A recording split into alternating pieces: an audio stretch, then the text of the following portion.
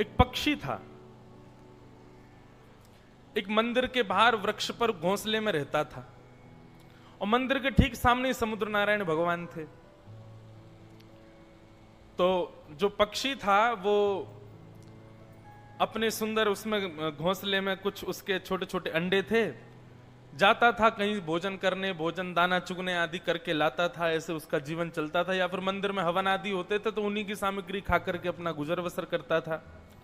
पर वो मंदिर में ही उसका जन्म से लेकर के अभी तक पूरा जीवन, और उसके बालकों का भी जो अंडे में आए हैं वो सब भी वहीं मंदिर परिसर में ही रहे। तो इस भाव से वो थोड़ा धार्मिक प्रवृत्ति का था पक्षी। तो एक बार समुद्र में इतना जोर से ज्वार भाटा आया कि समुद्र की लहरें मंदिर तक चली गईं और इतनी ऊंचे स्तर पर पहुंच गईं कि वो वृक्ष पर जो घोंसला था उसको बहा करके ले गए।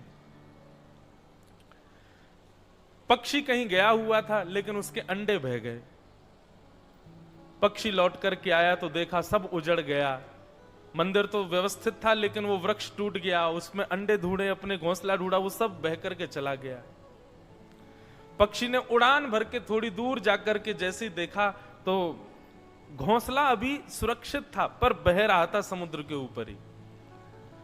तो पक्षी ने जाकर के किनारे पर खड़े होकर के समुद्र नारायण भगवान से प्रार्थना की, हे समुद्र नारायण भगवान, मैंने आपका कुछ अनहित नहीं किया, कभी मैंने आपका कभी कुछ बिगाड़ा नहीं है, आप भी मेरा अनहित नहीं करना चाहते। ये तो प्राकृतिक आपके अंदर ज्वार आया जो आप मेरे घोंसले को ले गए हैं, पर मैं आपसे प्रार्थना करना चाहता हूं, मेरे बालक निर्दोष हैं जिनको आप ले गए हो, उनका भी जन्म भी नहीं हुआ है।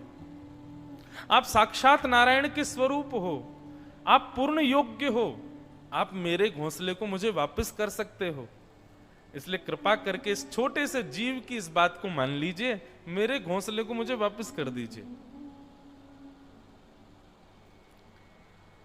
पक्षी की उस बात को सुनकर के अब समुद्र नारायण को तो कितना भी कोई कुछ कहे वो किसी की सुनते थोड़े ही हैं, वो तो अथाह हैं।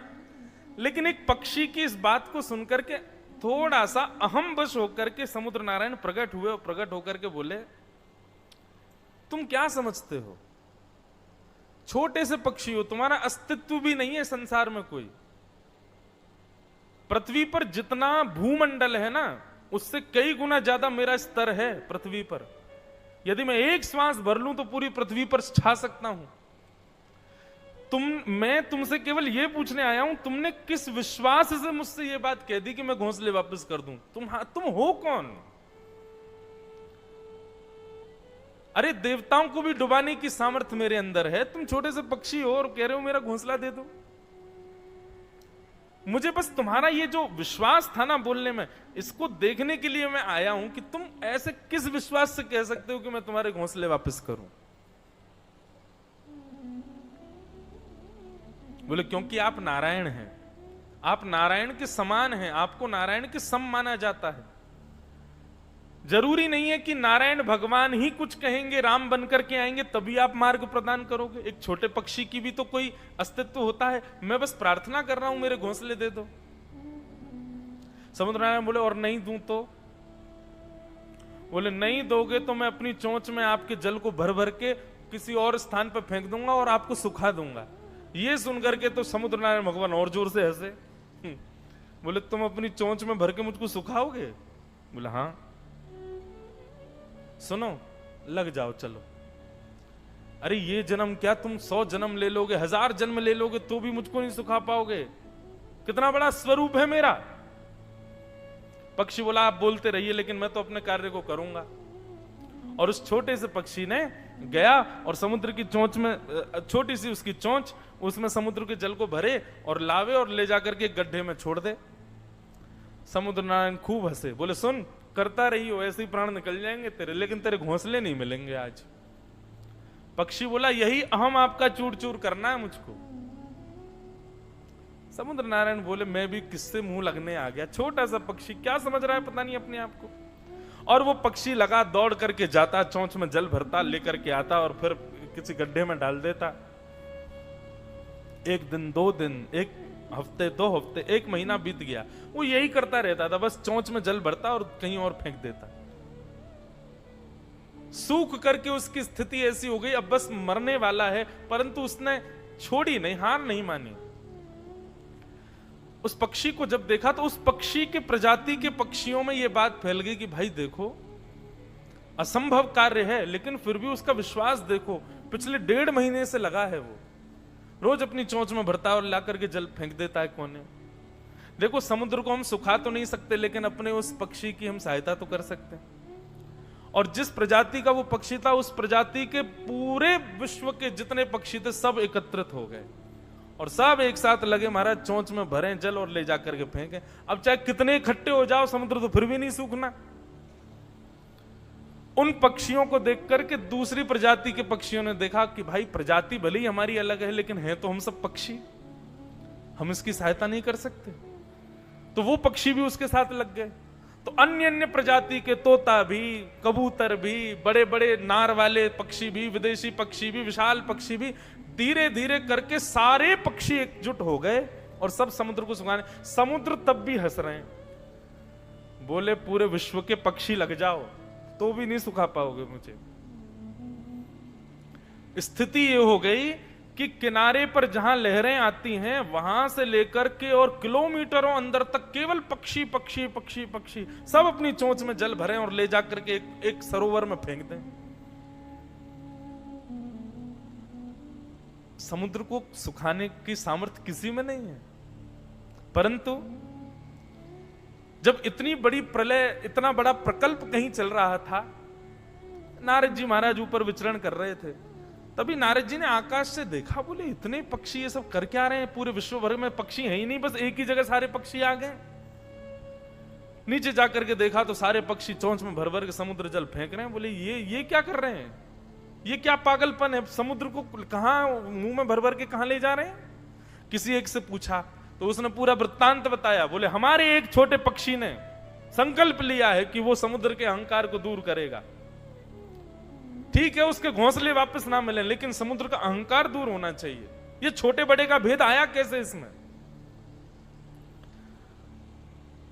इसलिए हम सब पक्षी लगे, भले ही हम अपने प्राण त्याग देंगे, लेकिन इस समुद्र को हम कुछ तो कम करेंगे, चाहे 1% कम हो। नारद जी बोले तुम जानते हो, तुम चाहे लगे रहो फिर भी 1% कम नहीं होगा, वो अनंत है। बोले यहां बैठे बैठे आराम कर रहे हो, वहां देखो तुम्हारी पूरी प्रजाति के ऊपर संकट आया है।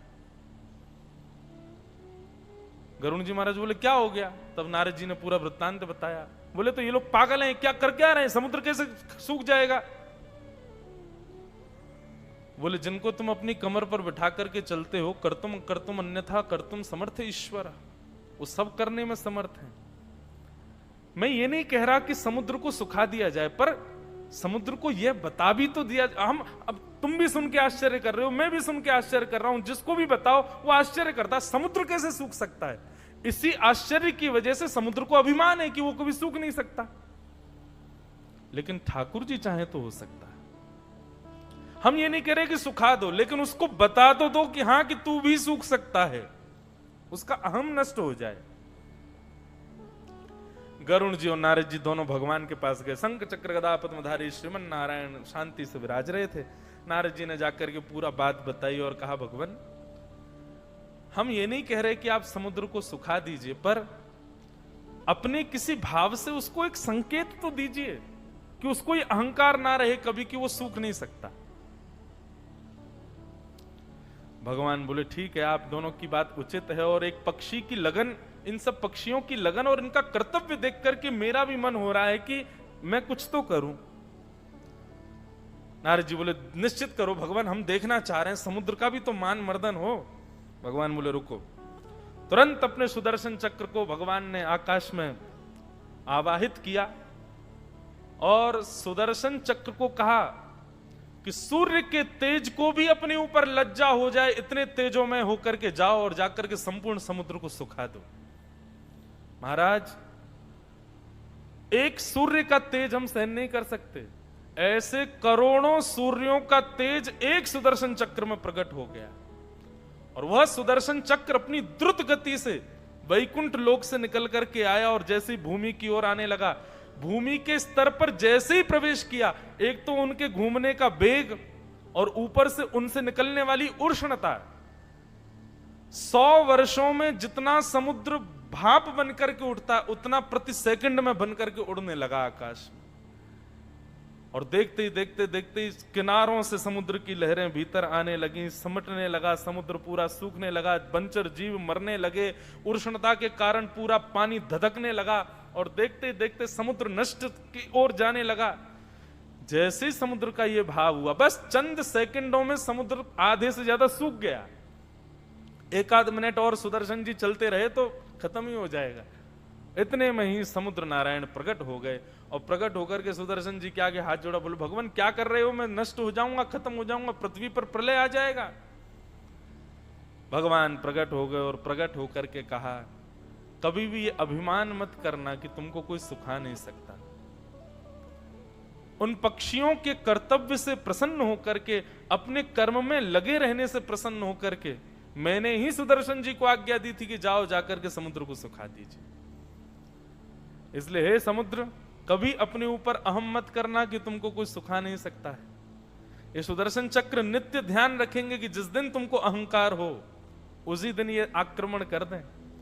और सुनो, वो पक्षी जिसके घोंसले को तुम ले आए थे, बोले भगवान आप कैसी बात कर रहे हैं, मेरे ज्वार भाटा में ना जाने कितनी वस्तुएं आती हैं, मैं सबको वापस कराने थोड़े। बोले सबको मत करो, पर अब उस पक्षी को जरूर वापस करो, ये मेरी इच्छा है।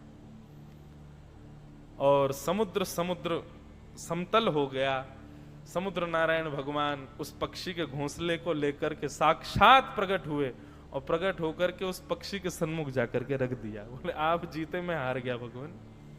आपकी कर्तव्य निष्ठता और आपका विश्वास अपने कर्म के प्रति, उससे ठाकुर जी प्रसन्न हो गए और ठाकुर जी ने मेरे स्तर को ही कम कर दिया।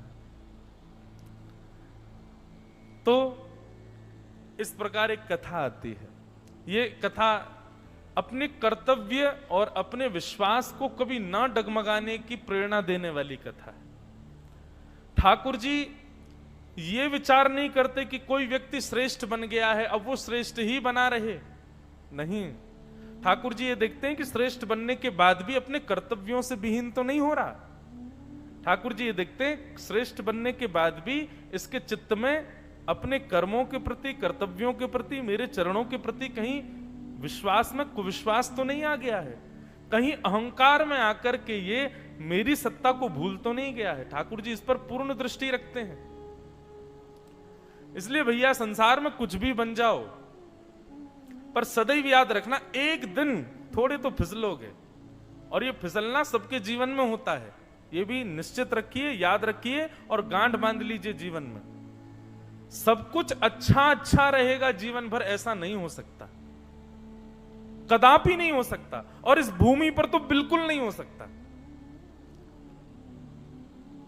कुछ ना कुछ आपके जीवन में आपत्ति, विपत्ति, संकट बने रहेंगे। इसलिए सबके लिए तैयार रहो, अहम शून्य होकर के रहो, भगवत चरणार विंदों में अटूट विश्वास रखो, क्योंकि अहंकारी और भगवत चरणार विंदों से कुविश्वास करने वाले के जीवन में तो ठाकुर जी संकट भेजते हैं फिर। इसलिए अहम शून्य हो जाओ और सदैव तैयार रहो किसी भी प्रकार की परिस्थिति को सामना के लिए। कोई बहुत छोटा है तो वह चिंता ना करे कि ठाकुर जी उसको देखते नहीं हैं। इस पक्षी की तरह ठाकुर जी आपकी भी सहायता कर सकते हैं। और कोई बहुत विशाल समुद्र की तरह है तो वो इस अहंकार में ना रहे कि मैं कभी नष्ट नहीं हो सकता। ठाकुर जी की एक भ्रकुटी टेढ़ी नहीं हुई कि सब नष्ट हो जाएगा। रात रात में करोड़पति खाकपति हो जाते हैं। इसलिए भैया हमारा कोई अस्तित्व नहीं है और इस संसार में किसी का कोई अस्तित्व नहीं है। समुद्र से लेकर के आकाश के सूर्य तक अस्तित्व केवल और केवल ठाकुर जी का है। इसलिए सदा उन्हीं के रहो, उन्हीं के होके रहो। मैं कुछ हूं ऐसा कभी चित्त में मत लाओ। बताओ, एक उत्तर ने पूरी कथा आधे घंटे की कहलवा दी हमसे। तो समुद्र कभी सूखता नहीं। हाँ, तो आपने